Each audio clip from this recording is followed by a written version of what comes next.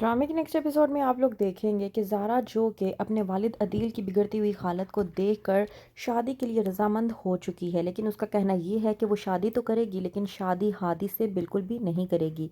वहीं पर दूसरी तरफ महरू जो कि ज़ैन को मोहरा बनाकर उसी की वालदा फ़रा के सामने लाकर खड़ा कर देती है।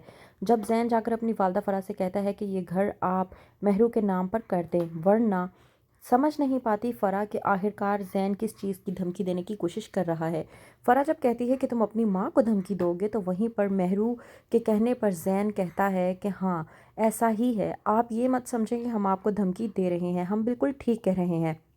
ज़ैन जो कि कहता है अपनी वालदा फ़रा से कि आप हमारी बात नहीं मान रही, तो मैं आपको एक बात बता दूं कि मैं ये घर हमेशा हमेशा के लिए छोड़कर चला जाऊंगा, कभी इस घर में वापस नहीं आऊँगा और ना ही कभी आपसे बात करूँगा। फ़रा जो कि समझ जाती है कि महरू के कहने पर ही ज़ैन ये सब कुछ कर रहा है। फ़रा जिसे सलमान पहले से ही सब कुछ समझा कर जा चुका होता है, फ़रा एक चाल चलते हुए ज़ैन से कहती है कि ठीक है, तुम ऐसा करो, तुम महरू के साथ यहाँ से चले जाओ, क्योंकि मैं ये घर किसी भी सूरत हाल में महरू के नाम पर नहीं करने वाली।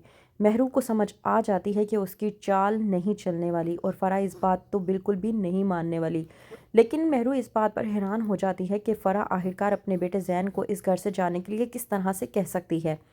वहीं पर दूसरी तरफ ज़ारा जो कि अपने वालिद अदील की बिगड़ती हुई हालत देखकर जाती है अपने वालिद के पास और जाकर कहती है कि मैं आपसे वादा करती हूँ कि मैं हमेशा खुश रहूँगी, मैं अब आपको कभी भी उदास नहीं नज़र आऊँगी, और दूसरी बात यह कि मैं शादी के लिए रज़ामंद हूँ। इस बात पर अदील जब कहता है ज़ारा से कि ठीक है, मैं सलमा और मुनीर से बात करता हूँ कि वो जल्द अज जल्द आकर अपनी अमानत ले जाएँ, तो इस बात पर ज़ारा अपने वालिद अदील को कह देती है कि मैं शादी के लिए तो तैयार हूँ, लेकिन मैं आपको एक बात बता दूँ कि मैं हादी से बिल्कुल भी शादी नहीं करने वाली।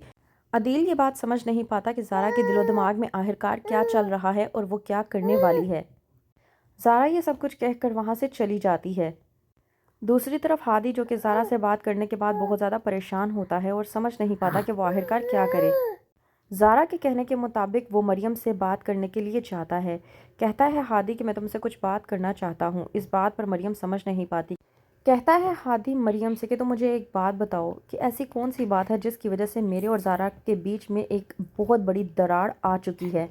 मेरे और ज़ारा के रिश्ते के दरमियान में ऐसी कौन सी चीज़ है जो हमारे दरमियान में दरार बन रही है। मरियम कहती है कि हादी आप क्या कहना चाह रहे हैं, मैं आपकी बात को समझ नहीं पा रही। तो इस बात पर हादी जब मरियम से कहता है कि मुझे ज़ारा ने पता नहीं क्या अजीब व गरीब सी बात कही है कि मैंने उससे बेवफ़ाई की है, अब तुम ही मुझे बताओ क्या मैं अपनी मोहब्बत में ज़ारा से बेवफ़ाई कर सकता हूँ।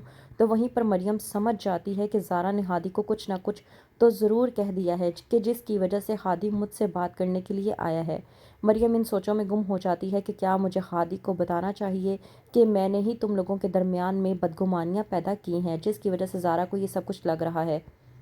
दूसरी तरफ मरियम इस बात से भी परेशान हो जाती है जब कहती है सलमा कि बेड़ा गर्क हो जाए उस इंसान का कि जिसकी वजह से मेरी ज़ारा और हादी के दरमियान में इस कदर गलतफहमियाँ पैदा हो चुकी हैं कि मेरे दोनों बच्चे एक दूसरे से जुदा तो हो चुके हैं और एक दूसरे से जुदा होने के बाद मुरझा भी चुके हैं।